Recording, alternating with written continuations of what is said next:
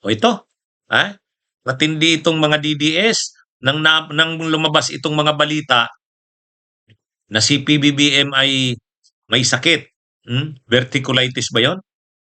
Ano ba 'yon? Anong tawag dun sa sakit? Ha? Diverticulitis, 'yun. Diverticulitis, tama.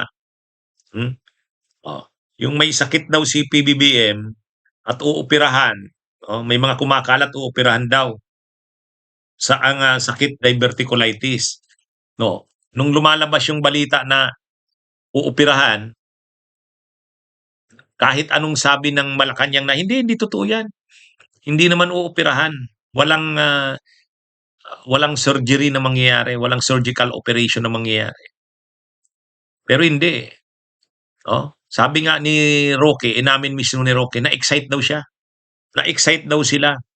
Hindi, totoo 'yun. Ang sabi ni Roque, "Na-excite ako o na-excite kami."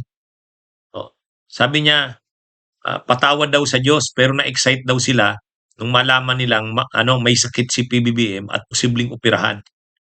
O ngayon, ang lahat sila ng mga DDS, pinag-uusapan na nila, posibleng mag-takeover na si Sara. Posibleng mag-takeover. Sabi ni Attorney Trixie Cruz Angeles, kapag daw ang presidente ay temporarily incapacitated, nakalagay yan sa batas, papalit muna bilang acting president ang vice presidente. So iniisip na nila yon, yung senaryo na papalit na si Sara bilang acting president. Yun na yung naglalaro sa kanilang senaryo. Parang biglang-bigla nakakita sila ng oportunidad na kahit si Ruy Nagwanson, gayon din ang post. Sabi ni Ruy Nagwanson, pag nag-surgery si PBM sa diverticulitis niya, general anesthesia, temporarily incapacitated. The Vice President must take over. January 29, 2026 ito, ewan ko kung sinabi niya talaga to, pero hindi naman malayong magsabi siya ng ganyan. Mga kabunyog, mga kababayan. Kaya ito, kumbaga lahat sila ng mga DDS, ang iniisip nila, may sakit si PBBM, uoperahan, at kapag inoperahan ito, lalagyan ng general anesthesia, tuturukan ng general anesthesia, temporarily incapacitated. Ay dahil temporarily incapacitated, magte-take over ang Vice President. Matindi, matindi rin ang naglalaro sa isip ng mga DDS, eh. Kaya lang naano sila kasi hindi naman hindi naman inoperahan. Saka nagpakita na nagpakita na si PBBM, namayat. Pero ang paliwanag naman ni Ralph Recto, ni Executive Secretary Ralph Recto, 5 araw yan na hindi kumain ng sulid, sabaw lang. Kaya talagang mangangayat yan.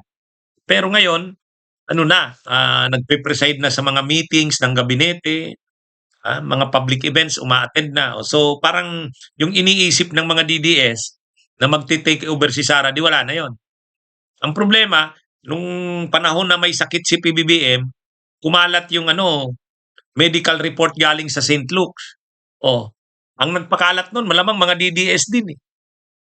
Kasi nga, gusto nilang i-project na may sakit na ang presidente at uoperahan, malala ang sakit. Kasi sabi dun sa medical report, ang nakalagay dun, St. Luke's Medical Center, ang nakalagay, binasa ko, severe. Severe, ibig sabihin malala yung ano ba yun? Diverticulitis, malala, kailangang operahan. Kaya kumalat yun. Ngayon, ang problema, hindi pala totoo yung medical report na yon. Kaya ang gagawin ngayon, iimbestigahan ng NBI at ng PNP kung sino-sino ang mga simuno ng pagkakalat noon. May mga kakasuhan na naman ito. Mga DDS na naman. May mga DDS na naman kakasuhan ito. Masyado kasing nai-excite itong mga DDS pag may nakikita silang pagkakataon na ayan, uoperahan na. Sabi nga ni dating COMELEC Commissioner Bing Guanzon, sabi niya, ayan, uoperahan sa tuturukan yan ng general anesthesia o di temporarily incapacitated yan o di dapat mag-take over na ang Vice President o ganun. Ganun yung senaryong naiisip nila nakikita nila Kaya lang ang problema hindi naman nangyari. Kasi nga, hindi naman inoperahan. Ngayon nakabalik na. Nakabalik na. Kaya kinakantsawan na naman sila ni UC Claire Castro yung mga DDS At ang malala pa niyan, nagsabi na ang NBI at saka ang PNP, si PNP Chief Nartatis mismo nagsabi. Hindi nila palalampasin yung mga nagkalat ng mga fake news, disinformation tungkol sa kalusugan ng presidente. Yun. Bago na namang kaso ito. Ano ba tong mga yung ng mga kaguluhan, nakasuhan na sila, inciting to sedition, inciting to rebellion. Tapos ngayon naman, ito na naman. Talaga kasing atat na ang mga DDS na mapatalsik si Marcos, umalit si Sara. Parang hindi na nila mahihintay ang 2028 Kaya nga si Roque, di ba? Inamin naman ni Roque sa vlog niya Sabi ni Harry Roque, na-excite ako. Na-excite kami. Mukhang ito na yung hinihintay namin. May sakit si Bangag. Tawag nila kay PBBM Bangag. May sakit. At na ito?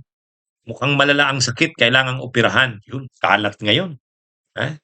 Nagsasite pa sila ng mga provision sa konstitusyon na pag ang presidente temporarily incapacitated, magte-take over ang vice president. May mga ganun na.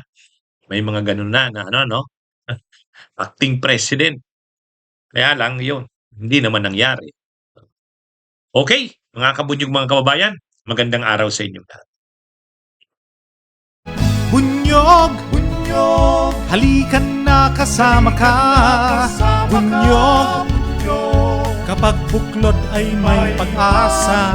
Luzon, Visayas, Mindanao, isa ang pananaw. Sa bagong Pilipinas ang bunyog isisigaw. Bunyog, bunyog.